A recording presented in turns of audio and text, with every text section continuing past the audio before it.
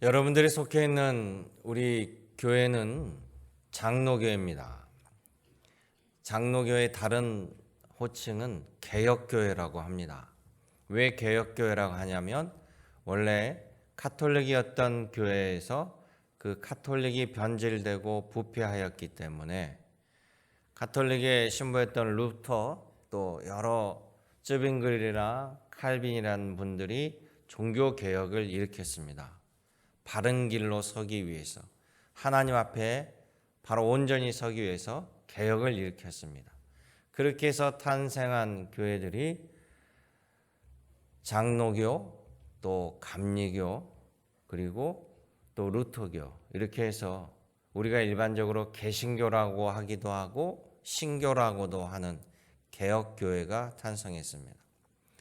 우리 개혁교회의 가장 큰 특징은 이 칼빈주의라고 하는 5대 강령이 있습니다. 첫째는 모든 인간은, 아담 이후의 모든 인간은 완전히 타락하고 전적으로 부패하였다. 그래서 스스로 결코 구원의 길에 오를 수 없다, 도달할 수 없다라는 겁니다. 두 번째는 바로 하나님의 아무런 조건 없는 무조건적인 선택. 우리는 그 무조건적인 선택을 받았다는 거죠. 왜? 스스로 구원받을 어떤 조그만 은혜도 희망도 보이지 않으나 전적으로 하나님께서 우리를 택하여 주셨다. 세 번째는 제한적 속죄라고 합니다. 이 제한적 속죄는 우리의 구원자 되시는 분이 예수님이잖아요. 그런데 모두가 선택이 되는 것이 아니라 오직 예수 그리스도를 구주로, 나의 구주로 고백하는 사람들이 구원을 받기 때문에 제한적 속죄라고 합니다. 불강력적 은혜는 하나님이 베풀어 주신 그 은혜는 누구도 어떤 사람도 거부할 수 없다. 성도의 견인, 예수 그리스도의 구주의 자녀가 되고 하나님의 백성이 된 자는 하나님께서 성령님과 다양한 방식으로 우리를 끝까지 인도하신다. 우리는 이것을 고백하고 믿습니다. 그러기에 우리가 신앙을 한다는 것은 내가 철저히 구원받을 수 없는 존재임에도 불구하고 전적인 아버지 하나님의 은혜를 받은 그 감격과 그 기쁨을 누리면서 출발하는 것이 바로 신앙생활입니다. 그렇기 때문에 은혜 받은 자로서의 삶이 달라져야 되는 것이 바로 성도의 삶이고 그것을 성화라고 하죠. 오늘은 마태복음 26장의 말씀을 보는데요. 구체적으로 마태복음 26장의 상황은 바로 성목요일에 일어난 사건입니다. 이제 다음날 예수님이 십자가를 지시죠. 그러니까 이 성목요일에는 우리가 알다시피 성만찬의 사건도 일어나고 또 세족식도 일어나면서 다양한 일들이 벌어지는데요. 이 마태복음 26장 이 성금요일에 펼쳐지는 일들을 보면 정말로 우리가 철저히 타락한 존재, 하나님께 대한 배반의 존재, 우리에게는, 인간에게는 구원받아야 할 어떤 모습도 가지고 있지 않다라는 것을 명명백백하게 보여주는 장면이 마태복음 26장에 나타납니다. 그래서 성경은요, 로마서 3장 10절에 말씀합니다. 의인은 하나도 없나니 저주와 악독이 가득하고 파멸이 있어 하나님을 두려움이 없다. 이렇게 표현하고 있어요. 오늘 마태복음 26장을 통해서 모든 사람들이 예수님을 배반하고 철저하게 이기적인 모습, 타락하고 부패한 사람들의 모습이 나옵니다. 그럼에도 불구하고 일방적인 예수 그리스도의 사랑, 희생, 헌신이 또 이 안에 나타나고 있다는 사실이죠. 그래서 우리는 그 은혜로 말미암아 우리 주님의 은혜를 받은 사람이라는 놀라운 사실입니다. 오늘 마태복음 26장을 통해서 바로 우리가 전적으로 타락하였음에도 불구하고 주님의 사랑이 오늘 나를 여기에 있게 하였다는 이 놀라운 사실을 깨닫는 시간 되시길 여러분 주님의 이름으로 축원합니다. 그러기에 첫 번째 그룹을 보겠습니다. 첫 번째 그룹은요, 바로 창조주 하나님을 전문적으로 섬기는 제사장과 또 그 율법을 가르치고 연구하는 율법 교사들의 예수님의 배척의 사건들입니다. 26장 3절 4절에 보면 대제사장들과 백성의 장로들이 모여서 예수를 어떤 거를 트집을 잡아 걸어서 흉계로 잡아 죽이려고 논의하고 있습니다. 이 자체가 대제사장의 모습, 바리새인이나 장로들의 모습이 아니죠. 그가 잘못을 했을 때, 누군가 잘못을 했으면 바로 가르치고 바로 세워주고 바르게 인도해야 될 대제사장과 백성들의 장로들이 오히려 악의를 가지고 흉계를 걸어 예수를 죽이려 한다는 거죠. 대제사장은 누굽니까? 바로 성전에서 하나님의 백성들의 죄를 사하여 달라고 하나님께 제사를 지내는 선봉장에 선 사람이에요. 하나님께서 그 책임을 맡겨준 사람이죠. 책임이 막중하죠. 바로 대대적으로 레위지파의 후손들입니다. 바리새인들은 누굽니까? 그들은 하나님의 말씀을 연구하고 기록하고 백성들에게 바른 하나님의 진리를 가르치는 사람들이에요. 그런데 그들 모두가 가장 하나님에 가까이 있다고 생각되는 그 사람들이 하나님의 아들 예수 그리스도를 죽이려는 데 혈안이 되어 있습니다. 무식하면 용감하죠. 하나님에게 집중하지 아니하고 영적으로 깨어있지 못하면 아무리 하나님의 제사장, 하나님의 선지자라고 해도요, 하나님의 선지자, 하나님의 제사장이 아닌 자기를 위한 자신의 제사장, 자신의 선지자가 되어버립니다. 교만해서 눈이 어려워지고 영적으로 가려질 수도 있죠. 그렇기 때문에 자기 말을 곧 하나님 말씀처럼 여겨버린다는 거죠. 자기를 반대하면 하나님을 반대한 것처럼 생각해버리죠. 본인도 모르는 사이에 하나님 자리에 올라서버린 겁니다. 북이스라엘 때요, 가장 악독한 왕 아합 이세벨 때 얼마나 선지자들이 당시에 타락했는지요. 북이스라엘에 400명의 어용 선지자가 있었습니다. 이 어용 선지자는 하나님의 말씀을, 하나님을 두려워해 하나님의 말씀을 전하는 것이 아니라 왕과 사람들이 듣기 좋은 말을 해주고 이득을 취하는 사람들이에요. 그래서 어용 선지자입니다. 심지어 아합 왕이 전쟁에 나가기 전에 이 선지자들에게 하나님의 뜻을 물어봐요. 그런데 그 전쟁은 하나님께서 너무 악독한 이 아합 왕을 심판하고자 하는 전쟁이었어요. 그 전쟁에 죽게 되는 그 전쟁인데도 불구하고 어용 선지자는 아합 왕한테 뭐라고 얘기하면, 왕이시여, 이 전쟁에 반드시 왕이 승리합니다. 이렇게 이야기해 주는 어용 선지자였어요. 이 땅에 하나님의 아들 예수님이 오셔서 하나님만이 하실 수 있는 기적을 백성들 앞에 베푸십니다.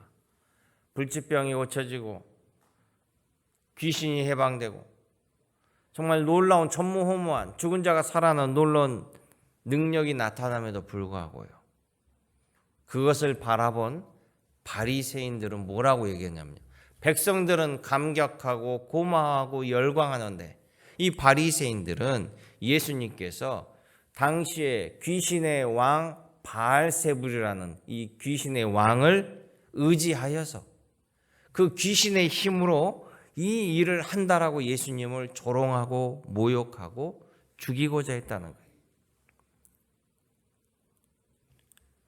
백성들을 대표하고 하나님 말씀 앞에 선봉장에 서 있는 이들, 예수님의 사랑을 받을 구석이 하나도 없습니다.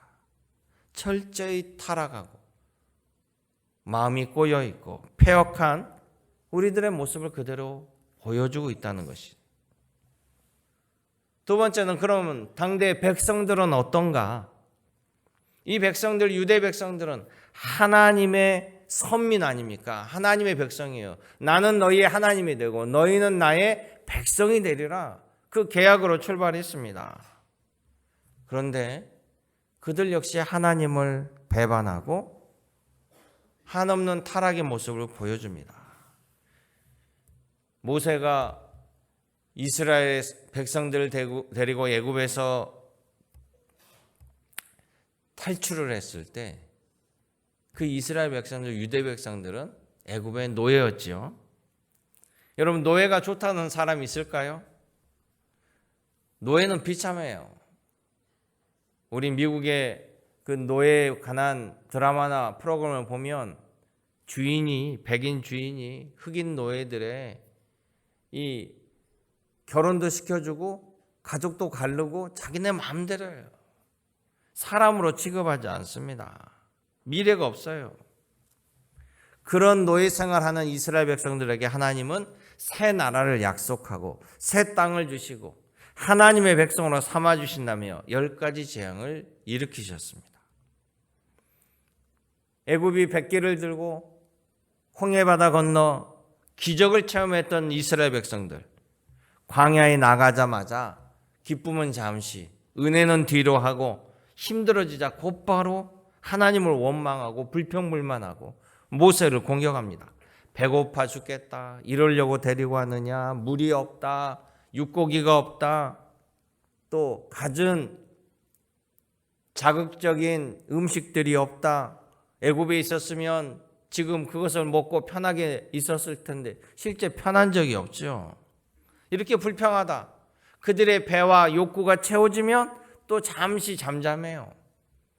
그리고는 다시금 또 다시 차라리 애굽 시절이 노예 시절이 나왔는데 이 광야에서 우리는 너무 고생한다라고 끊임없이 불평합니다. 만약에 여러분들이요, 이스라엘 백성들이 이끌고 광야로 나온 각자 모세였다고 생각해 보세요. 여러분이 모세라고 한다라면 이 백성들의 원망을 듣고 어떤 생각이 듭니까? 여러분 그 백성들을 바라면서 야 정말 해도 너무한다. 여러분이 모세라고 한다라면 참 하나님 대단하십니다. 뭐가 우리 민족이 이쁘다고 이렇게까지 우리를 도우시나요? 여러분이 모세였다면 그런 말이 나올 거예요. 근데 희한하게 백성의 자리로 가면 불평불만이 나오는 거예요. 응? 이게 책임자와 책임 아닌 사람의 차이기도 하죠. 하나님의 백성이라고 하면서 하나님의 마음을 한 번도 생각 안 하는 것 같아요. 그냥 자신들의 눈앞에 원하는 것이 이루어지면 열광하고 힘들면 불평하고 배반하는 그냥 초등학생 모습 아니면 사춘기의 모습. 예수님이 예루살렘 성에 입성하실 때 얼마나 많은 군중들이 모여서 종려가지를 흔들며 호산나 호산나 열광했습니까? 그런데 그들이 자신들의 생각과 다르자 그냥 뒤돌았습니다. 예수님의 대적자로 돌아섭니다. 오병이어의 기적을 체험했던 그 사람들, 오병이어의 기적을 먹고 너무나 놀라고 예수님을 이스라엘 왕으로 세웁시다. 군중 심리가 막 예수님이 나는 이 땅에 실제적인 이 나라를 전복하고 왕으로 세울 생각이 없다라고 하니까 그 열광했던 오병이어의 사람들이 다 뒤돌아서요. 오늘 본문 26장 59절에 보면요, 대제사장과 이 공회 사람들이, 권력자들이 예수를 죽이려고 이제 아까 흉계를 꾸민다고 그랬잖아요. 예수님을 죽이려고 자 예수에 대해서 거짓 증거해 줄 사람을 찾으니까 60절에 보십시오. 거짓 증인들이 많이 왔어요. 예수에 대해서 고발하고자 백성들이 거짓 증언자로 나선다는 거예요.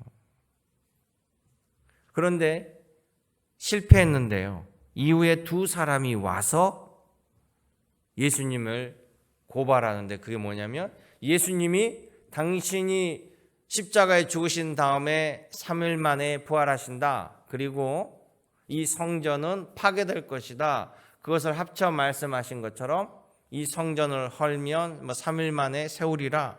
이걸 가지고 증언한다고 이 둘이가 예수님을 대해서 악하게 증거합니다.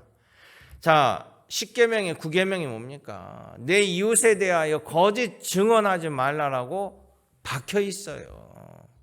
그것을 늘 금과 옥조처럼 여기고 지킨다고 살아온 유대 백성들이 제사장 앞에서 시키는 대제사장이나 대놓고 거짓 증언을 한다라는 거예요.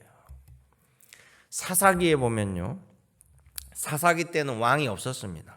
자, 그때에는 이스라엘의 왕이 없으므로 사람마다 자기 소견에 옳은 대로 하였더라. 이렇게 나와요. 근데 여러분, 이스라엘에 왕이 있어요, 없어요? 이스라엘에 주인이 있습니까, 없습니까? 이스라엘은 하나님의 주인이시고 하나님의 나라예요. 그러니까 이스라엘은 영원히 하나님이 왕이셔요. 그런데 사사기는 뭡니까? 그 하나님을 없다라고 여기니까 서로 자기 옳은 대로, 옳은 소견대로 살아가니까 맨 실패하고 어려움에 닥치면 그때서 울고 불고 하나님께 매달리면 하나님이 사사를 보내주시고 그 사사를 통해서 구원을 얻으면 이제 모든 문제 해결되면 다시 하나님을 저버리고 자기 뜻대로 살다가, 이 반복이 사사기예요. 그 사사기가 끝난 다음에 하나님을 찾았느냐? 뭐라고 합니까? 마지막 사무엘 선지자에게 사람 왕을 세워주십시오. 그러니까 사무엘이 하나님께 와서 울며 기도해요. 그러니까 하나님 뭐라고 하는지 아세요? 이 백성이 너가 지도하는 너의 지도력을 무시하고 너를 버린 게 아니라 나를 버린 거다. 노여하거나 슬퍼하지 말라. 영원한 왕이신 나를 이 백성들이 버린 거야 라고 말씀해 주신다는 거죠. 신약에서도 하나님의 아들이신 예수님 역시 유대 백성들에게 배척당하고 조롱당하죠. 십자가에는 예수님에게 자신들을 위해서, 우리들의 죄를 위해서 돌아가시는 예수님을 향하여 당신이 구원자라며 왜 못 내려와? 거기서 당신을 구원해봐. 당신 자신도 구원하지 못하면서 우리를 구원한다고 이렇게 조롱했다는 것이 바로 우리들의 죄성을 그대로 보여주는 겁니다.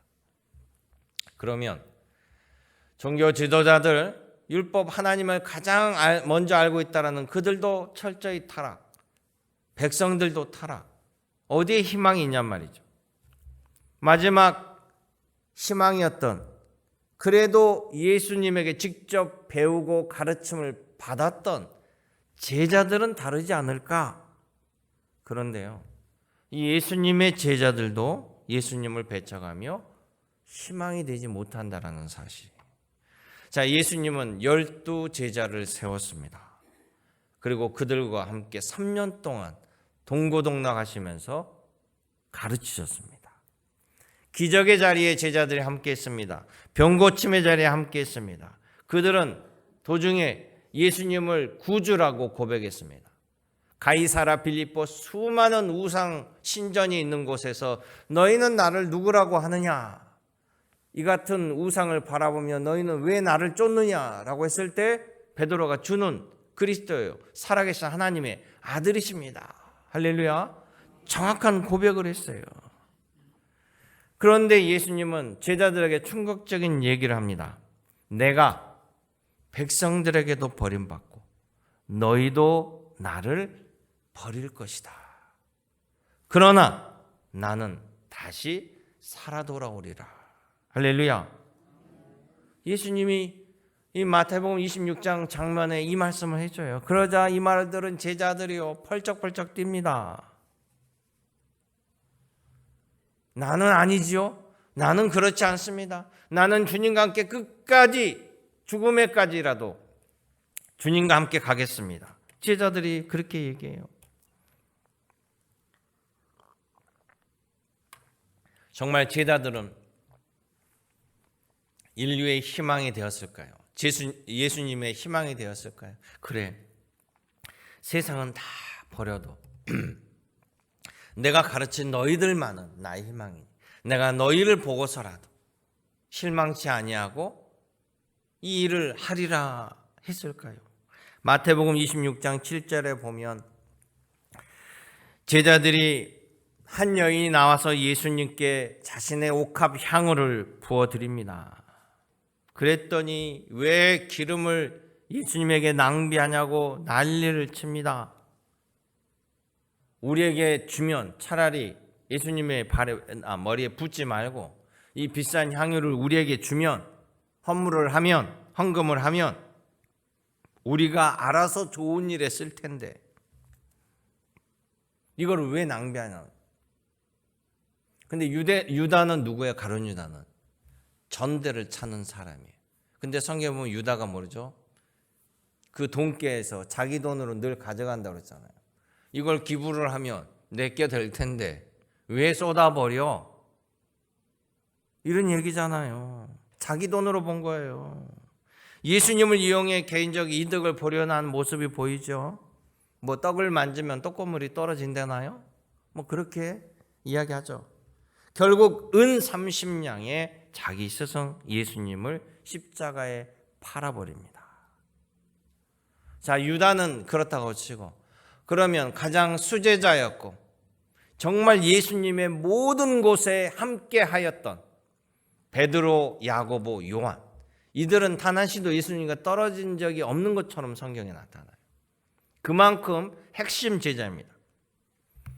베드로는 어땠습니까? 베드로는 정말 예수님 왜 죽기까지 함께 했습니까? 아닙니다. 예수님을 결정적일 때 모른다고 해버려요.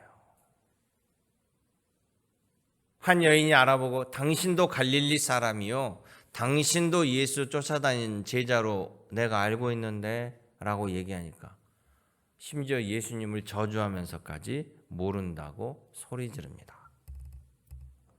야고보와 요한, 예수님 십자가 좌우편에 설 강도의 자리에 착각해서 권력의 자리를 달라고 야고보와 요한은 당신의 나라 임할 때 좌청룡 우백호로 우리를 세워주십시오. 세상적인 권력에만 빠져 있었습니다. 제자들 역시 전적으로 타락한 그 모습. 당장 눈앞에 죽음을 두려워하며 하나님의 공의, 정의, 예수님과의 신의를 내팽개쳐버린 인간의 모습을 적나라하게 보여주죠. 예수님이 여러 번 말씀하셨습니다. 몸은 죽여도 영혼을 죽이지 못하는 저들을 두려워하지 말고 영혼을 소명을 시키는 벌하는 하나님을 두려워하라. 경고했어요. 그러나 듣지 않습니다. 어디에 희망이 있습니까? 하나님의 백성에게 희망이 있습니까? 하나님 안 믿는 백성 상관없어요. 하나님을 믿는 백성도 이 지경입니다. 예수님이 가르쳤던 제자들도 이 지경입니다. 그래서 성경은 아까 칼빈주의 5대 강령이 얘기했던 것처럼 인간은 철저하게 부패하였기 때문에 어느 누구도 스스로 구원받을 흠모할 모습이 전적으로 하나도 없다라는 거예요. 마지막 보겠습니다. 그럼에도 불구하고 사람들을 사랑하시는 하나님과 예수님의 무조건적인 선택적 은혜가 우리에게 있다라는 것이. 자, 예수님은 창조주 하나님 아들이셔요. 하나님은 무에서 유를 창조했습니다. 예수님은 하나님과 본체라고 얘기합니다. 그런데 피조물, 하나님이 만드신 피조물 인간에게 이렇게 나약하게, 이렇게 무능하게 십자가에 돌아가실 수 있을까요? 전혀 주님은 강한 모습이 보이지 않냐고 철저히 나약한 모습이 보입니다. 예수님을 잡으러 왔을 때요, 칼을 차고 있던 베드로가 그 칼을 꺼내서 제사장의 종 말고의 길을 치면서 저항을 했습니다. 그때 예수님께서 베드로를 제지하면서 마태복음 26장 53절의 말씀을 보세요. 53절의 말씀 52절부터 같이 읽어보겠습니다. 이에 예수께서 이르시되 내 칼을 도로 칼집에 꽂으라. 칼을 가지는 자는 다 칼로 망하느니라. 너는 내가 내 아버지께 구하여 지금 12군단 더 되는 천사를 보내시게 할 수 없는 줄로 아느냐. 할렐루야. 예수님의 능력이 있죠. 능력이 있는데도 내가 지금 원하면 12군단이나 되는 하늘의 천군 천사가 몰려올 수 있다라는 거예요. 내가 힘이 없어, 내가 연약해서 당하는 것이 아니라는 겁니다. 능력이 있음에도 불구하고 철저하게 하나님의 계획에 순종하는 거예요. 그래서 54절에 그러죠. 내가 만약 그렇게 하면 이런 일이 있으리라 한 성경이 어떻게 이루어지겠느냐 하시더라. 아멘. 바로 이것은 뭡니까? 선지자를 통해 하나님이 약속해 주신 말씀들이에요. 하나님의 계획을 내가 망가뜨릴 수 없다는 거죠. 하나님의 계획은 하나님의 마음과 뜻과 의지가 담긴 실행 계획입니다. 그래서 예수님은 내 뜻이 아니라 하나님의 뜻이 중요한 거예요. 우리 같으면, 우리가 예수님이었으면 저런 모욕을 당하고 십자가의 은혜, 대속의 은혜 베풀지 못합니다. 십자가에 달린 그 순간까지도 내려와 보라고, 네 스스로 구원해 보라고 조롱하고 이런 사람도 볼 때 막판에도 못 참으면 그 능력으로 십자가에 뛰어내릴 수 있잖아요. 그럼에도 불구하고 예수님은 끝까지 참으시고 낮아지시면서 당신이 죽음으로 여러분들을 살리려 하신다라는, 그래서 무조건적인 은혜라는 겁니다. 우리가 조건을 갖춘 사람은 갇혀서 정말 희망이 있어서 구원한 것이 아니라 27절의 말씀 보면요, 27절에 예수님이 그래요. 잔을 가지고 감사 기도하시고 제자들에게 주시며 너희는 이것을 마시라. 28절에 이것은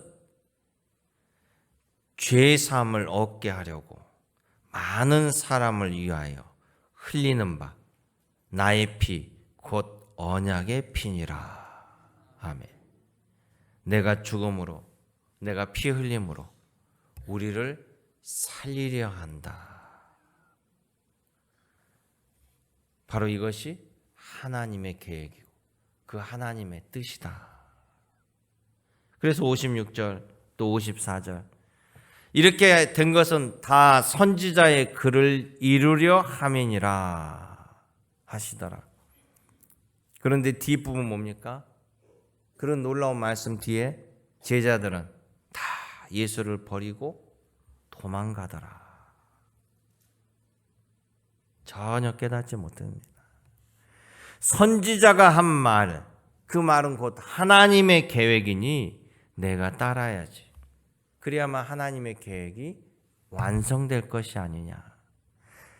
서로 내 육신은 고난의 잔이 지나가기를 내 속에서 원할지라도 나는 하나님의 사랑이 기꺼이 이루어져 이 죄악에 눌린 사람들을 건져내고 사랑하리라. 예수님의 마음이에요. 여러분, 그 사랑의 복음이 여러분들에게 전해졌어. 오늘 여러분들이 불가항력적인 하나님의 은혜를 입으며 하나님의 백성으로, 성도의 견인으로 천국에서 영생을 누리며 하늘의 면류관이 상이 있음을 여러분 기억하시길 원합니다. 믿지 않는 자들에게 바로 이 사랑이, 이 복음이 들려지길 원합니다. 예수님의 마음은요, 예수님이 원하신 것은 한 가지예요.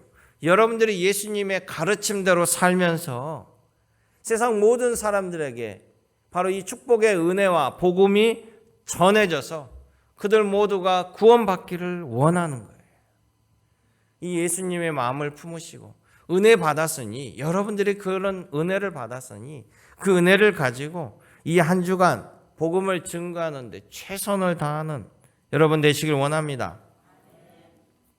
하나님은 그 일을 여러분에게 맡긴 거예요. 지난주 금요일에 우리 금요 성령 기도회를 하면서 태신자와 또 노방전도 인원을 한 사람 한 사람 부르면서 기도했습니다. 노방전도 해서 받아온 카드들 보니까 한 260명 되는데 태신자 작정은 38명밖에 안 했더라고. 내가 깜짝 놀랐습니다. 대부분은 거의 안 하신 거예요. 하든지 말든지. 왜 그러세요? 도저히 인원이 없습니까? 여러분 목장에서 안 나온 사람들도 쓰세요. 꼭 밖에 나가서 누구 뛰쳐나가서 하는 것이 아니라 내 주변에 가장 가까운 사람들, 내 가족들을 중심으로 내 친구, 내 지인, 내 목장 식구들, 실족한 사람 어떻게 해서든지 주님의 복음이 함께 들려져서 그들이 주님의 놀라운 사랑을 누릴 때 하나님이 기뻐하시고 하나님이 여러분에게 칭찬하신 것을 바라보시길 원합니다.